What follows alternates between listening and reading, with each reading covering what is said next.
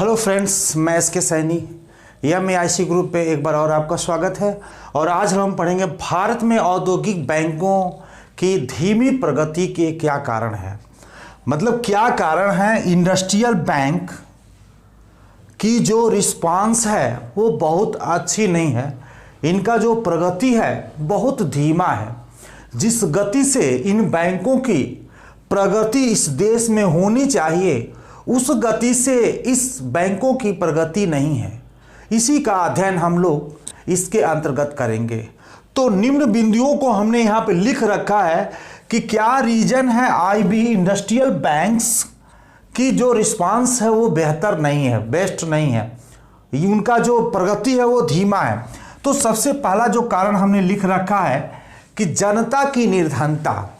जनता की निर्धनता, देखिए कोई भी बैंक हो या जो हम कह सकते हैं कमर्शियल बैंक हो तो उसका भी रूल है कि वो कहीं न कहीं से पैसे डिपॉजिट करती है और मतलब पैसे इन और आउट दोनों का काम करती है। यानी जनता से छोटी छोटी बचतों को अपने पास मतलब डिपॉजिट करती है और उस डिपॉजिट का क्रेडिट क्रिएशन करके ज़रूरतमंद व्यक्तियों को वो देने का काम करती है ब्याज पर। यानी हम कह सकते हैं ऐसे व्यक्ति जिनके पास पैसे हैं वो उनका जमा स्वीकार करती है और यह ज़रूरतमंद व्यक्तियों को क्या करती है, वो ऋण प्रदान करती है। तो जनता की निर्धनता, भारत ऐसे देश में जो जनता है, यहाँ की जो पब्लिक है, उनका जो आय है वो काफ़ी कम है, इसलिए उनके उपभोग कार्यों से उनका आय बच नहीं पाता है, जिसके वजह से अपनी छोटी छोटी बचतों को यहाँ पे जमा नहीं कर पाते हैं, जिससे बैंक पर्याप्त मात्रा में धनराशि उद्योगों के लिए वो दे नहीं पाती है, जिसके वजह से बैंक की जो आर्थिक स्थिति कमज़ोर हो जाती है और यह इसकी जो प्रगति है वो धीमी हो जाती है। दूसरा कारण ये भी है कि औद्योगिक बैंक का काम है कि लॉन्ग पीरियड फाइनेंस और मिड पीरियड फाइनेंस उपलब्ध कराना। यानी उद्योगों के लिए औद्योगिक बैंक का काम क्या है कि उद्योगों के लिए लॉन्ग पीरियड फाइनेंस और मिड पीरियड फाइनेंस उपलब्ध कराना। और जहां की जनसंख्या की इनकम कम हो और वस्तुओं को परचेज करने की क्षमता न हो, उनकी बेसिक नीड ही नहीं पूरा हो पाती है, तो उन जनता से हम लग्जरियस या स्टैंडर्ड क्वालिटी की वस्तुओं का परचेजिंग हम संभव नहीं समझ सकते हैं। तो यह भी रीज़न है कि हमें ऐसे जगह पे, ऐसे इनकम वाले देश में हमें औद्योगिकरण का विस्तार करना चाहिए जहां पे उस लेवल की जनता हो। जैसे मैं बता दूं कि अगर मैं देवरिया की बात करूं तो देवरिया में एप्पल मोबाइल का शोरूम कहाँ है? नहीं है। इसलिए क्योंकि एप्पल से संबंधित सेट को खरीदने की इनकम यहाँ पे बहुत कम लोगों की पास है। जैसे फॉर्च्यूनर की बात करें हम, फॉर्च्यूनर गाड़ी का भी यहाँ पे शोरूम नहीं है, क्योंकि फॉर्च्यूनर बेस की इनकम यहाँ की जनता के पास नहीं है। लखनऊ में जाएंगे तो ये दोनों मिल जाएगा, एप्पल का भी शोरूम मिल जाएगा, फॉर्च्यूनर का भी शोरूम मिल जाएगा। तो ऐसे जगहों पे इस तरह के उद्योगों को स्थापित करना उद्योगों के लिए घाटे का सौदा होगा। इसलिए जब इस तरह के उद्योग की स्थापना नहीं हो सकती है तो औद्योगिक बैंक किसको ऋण देगा और कौन ऋण लेगा? फिर ऋण देने और लेने की बात नहीं है, उस ऋण से इस बैंक को प्रॉफिट भी होना चाहिए। और जब बैंक को प्रॉफिट नहीं होगा तो बैंक ऐसे व्यक्तियों को फाइनेंस क्यों करेगा?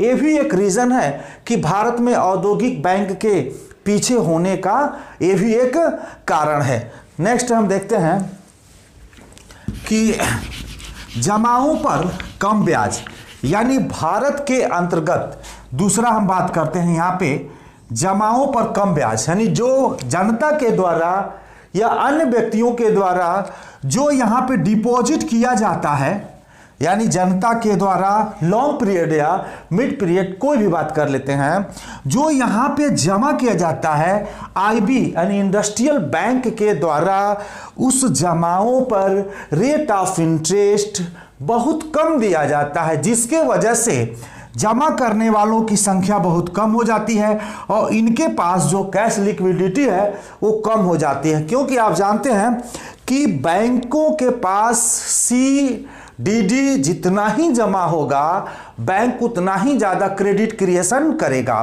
तो इस प्रकार इनके पास जनता के द्वारा जमाए नहीं हो पाता है, जिसके वजह से यह औद्योगिक बैंकों को ये फाइनेंस नहीं कर पाते हैं, जिसके वजह से भी IB बैंक का प्रगति धीमी है।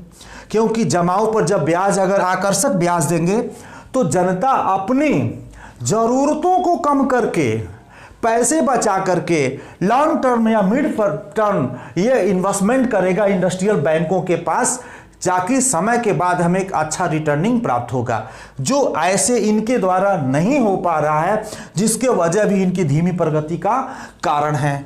बैंकों का बंद होना, आपने देखा होगा औद्योगिक बैंकों की स्थापना आज़ादी से पहले 1917 में टाटा औद्योगिक बैंक की स्थापना हुई थी। 1919 में कलकत्ता औद्योगिक बैंक की स्थापना हुई थी। 1920 में मैसूर औद्योगिक बैंक की स्थापना हुई थी। 1923 में लक्ष्मी औद्योगिक बैंकों की स्थापना हुई थी। सट्टेबाजी, चापलूसता, जानकारी के अभाव के वजह से ये सभी बैंक आज़ादी से पहले ही, टाटा औद्योगिक तो 1933 में फेल हुआ था, यानी सभी बैंक आज़ादी से पहले ही ये फेल हो गया, बंद हो गया, जो भी रीज़न हो। तो उस समय क्या होता है कि बैंकों का बंद होने का एक सिलसिला बाजार में जारी था, काफ़ी बैंक बैंकिंग संकट के भी शिकार हुए। तो इसलिए जो जनता था बैंकों से उनका विश्वास कम हो गया था, मोह भंग हो गया था, जिसलिए जनता अपनी छोटी छोटी बचतों को इनके पास जमा नहीं करती थी, क्योंकि उन्हें डर था कहीं न कहीं कि बैंक हो सकता है फेल हो जाए तो हमारे पैसे सारे डूब जाएंगे। ये भी एक रीज़न था जो बैंक बैंकिंग संकट का शिकार हो गया। समझ गए होंगे हमारी बात। नेक्स्ट देखते हैं, सरकार द्वारा उपेक्षा।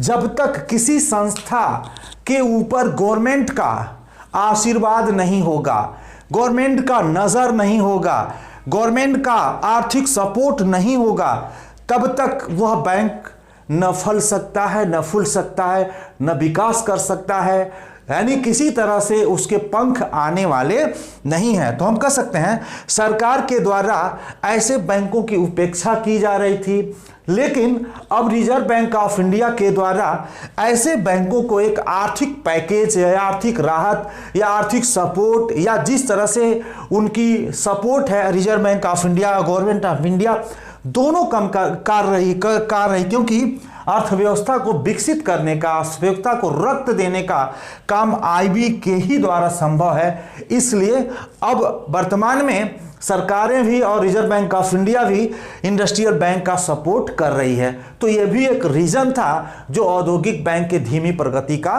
कारण था। नेक्स्ट देखते हैं, अकुशल प्रबंध। देखिए बैंकिंग सिस्टम का जो प्रयोग है अगर अच्छे व्यक्तियों के हाथों में होगा, जिसको जान पहचान सकता है कि हाँ किस व्यक्ति को फाइनेंस करना चाहिए, इस व्यक्ति की क्रेडिट क्या है, साख क्या है, तो अगर ऐसा व्यक्ति इस जो हेड चेयर पे बैठेगा तो इस संस्था को सही ढंग से चलाएगा। जैसे आपके घर का मालिक अच्छा हो तो घर बहुत अच्छी तरीके से विकसित करता है।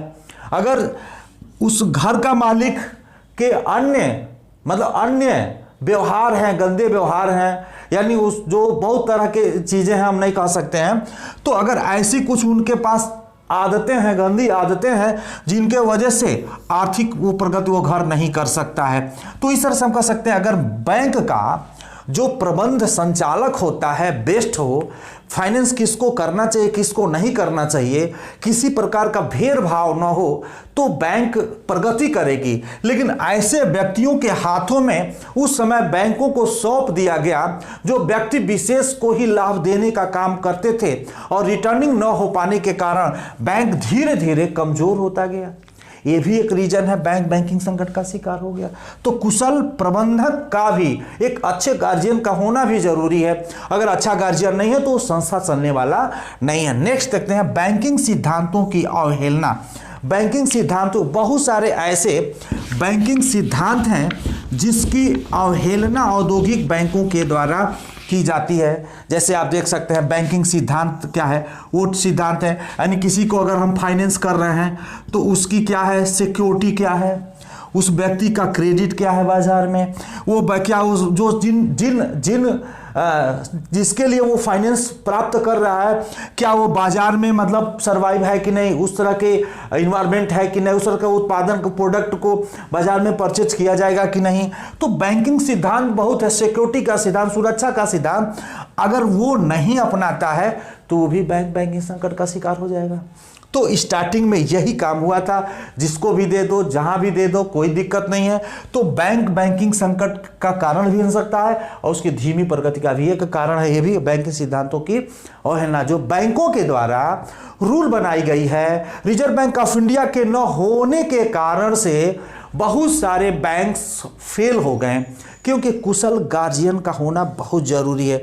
क्योंकि जब तक इस पे हम कोई कंट्रोलिंग पावर नहीं रखेंगे तब तक ये बैंक अपने सिद्धांतों के हिसाब से काम नहीं करेगा, और सीधी है कि जब नहीं काम करेगा तो उसका प्रगति अच्छा होने वाला नहीं है। जनता की तरलता पसंदगी यानी जनता को तरल मुद्रा M1 काफी पसंद है। लिक्विडिटी के हिसाब से देखते हैं तो M1 एक नंबर के तरल मुद्रा के अंतर्गत, जिसमें C प्लस DD और प्लस OD यानी currency, demand deposit, other deposit जो RBI के पास और डिपॉजिट जमा होता है, वो सब चीजें तरल मुद्रा के एक नंबर में आता है। यानी जनता को कैश ज्यादा पसंद है, वो अपने पास रखना ज्यादा पसंद करता है बैंक की अपेक्षा। तो जनता अगर ज्यादा पसंद करेगा तरलता का तो बैंक के पास जमा नहीं होगा, जब बैंक के पास जमा नहीं होगा तो बैंक क्रेडिट क्रिएशन नहीं करेगा, इसलिए बैंकिंग संकट का, या हम कह सकते हैं इसकी प्रगति धीमी हो जाएगी। मैं एक छोटा सा उदाहरण आपको बताना चाहूँगा। ये क्या होता है, जैसे जनता है, अगर इस व्यक्ति को RBI के द्वारा 1000 रुपया मिलता है, 1000 में 500 रुपया यहाँ पे जमा कर देता है, 500 रुपया अपने पास जेब में रख देता है। जैसे ही 500 बैंक के पास जाता है, ये किसी अन्य व्यक्ति को यानी क्या, किसी अन्य व्यक्ति को ये 50 रुपया CRR कैश रिजर्व रेशियो अपने पास रख करके ये 450 रुपया दे दिया, और ये जब किसी बैंक में ट्रांसफर कर दिया तो ये बैंक क्या करती है, 50 रुपया रख करके ये 400 रुपया किसी को ट्रांसफर कर दिया। ये किसी व्यक्ति के अगर खाते में जाता है तो ये बैंक क्या करता है, 50 रुपये रख करके 350 रुपये ट्रांसफर कर देता। तो हम इतने ही में देख देते हैं कि 4 4 8 4 50 900 और 9 3 1200 रुपया, हमने 500 रुपया जमा किया और 1200 रुपया क्रेडिट क्रिएशन हो गया। तो इस तरह से हम कह सकते हैं कि जनता की तरलता पसंद की, अगर संजोग से 1000 इसमें जमा किया होता, लिक्विडिटी तरलता का मोह उसके पास नहीं होता और सारा पैसा यहाँ डिपॉजिट कर दिया होता, तो हमने अभी देखा कि 1300 रुपया तो ये 2600 रुपया हो जाता, तो गुना हो जाता। तो ज़्यादा लोगों को फाइनेंस कर दिया जाता, मनी सर्कुलेशन ज़्यादा होता, सबका काम चल जाता। लेकिन जैसे ही जनता की तरलता पसंदगी, अगर तरलता को ज़्यादा पसंद करेगा, अपने पास रखेगा, तो लिक्विडिटी यानी क्रेडिट क्रिएशन नहीं होगा। तो यह भी एक रीजन है धीमी प्रगति के कारण। दोषपूर्ण हिसाब किताब यानी इंडस्ट्रियल बैंकों के द्वारा जो भी लेन देन की प्रक्रिया था परफेक्ट नहीं था, कहीं ना कहीं उसमें मतलब भेद था, हिसाब किताब गड़बड़ी था, अच्छा नहीं था। RBI को रिपोर्टिंग अच्छी नहीं होती थी, गलत रिपोर्टिंग, गलत आंकड़े प्रस्तुत किए जाते थे, जिससे लगता तो था कि बैंक प्रगति कर रहा है, लेकिन अंदर से वो कमजोर होता चला गया। हम कब तक गलत पुल बांधते रहेंगे, तारीफ की पुल कब तक बांधते रहेंगे, एक दिन ध्वस्त हो जाएगा। इसलिए अंदर से कमजोर होता गया और इसमें जो प्रगति है वो धीरे धीरे कम होता गया। प्रबंध अभिकर्ताओं का प्रभुत्व, इसमें मैनेजमेंट का एक बहुत बड़ा पावर होता था। जैसे आप देख सकते हैं, जो भी कुछ ऐसी संस्थाएं जिसमें एक मैनेजर होता है, उसकी कंट्रोलिंग पावर उसके अंतर्गत होती है, तो व्यक्ति विशेष को लाभ पहुंचाने का काम करता है। 1970 में एक नियम बनाया गया, प्रबंध अभिकर्ताओं का प्रभुत्व समाप्त कर दिया गया। 1970 में इसको समाप्त कर दिया गया। उसके बाद थोड़ा सा इसकी बैंकिंग सुविधाओं में एक तेजी आई, गति आई। तो इस तरह से हमने देखा कि भारत में औद्योगिक बैंकों की धीमी प्रगति के क्या कारण रहे। ये कारण है। आज के लिए इतना ही। अक्सर एग्जामिनेशन में पूछ देता है औद्योगिक बैंक क्या है, उसके कार्य को समझाइए एवं उसके धीमी प्रगति के क्या कारण है।